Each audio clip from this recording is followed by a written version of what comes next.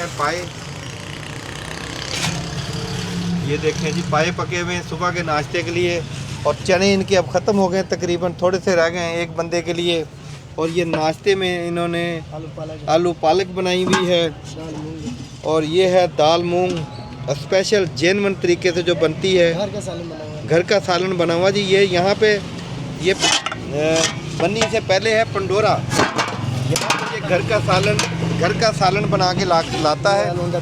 ये आलू प्याज टमाटर आलू की भुजिया, ये सारी चीज़ें घर से बनाते हैं ताज़ी बना के। ये पाए देखें हड्डियाँ पड़ी हुई पायों की, और ये सालन पायों के, इसके सारी चीज़ें इसमें अभी कम रह गया है, लेकिन ये बनाते हैं इस तरह से। और ये सस्ते खाने होते हैं गरीबों के लिए, बिल्कुल हर बंदा लेके खा सकता है यहाँ पे, जितने का मर्जी देते हैं, जितने का मर्जी ले जी।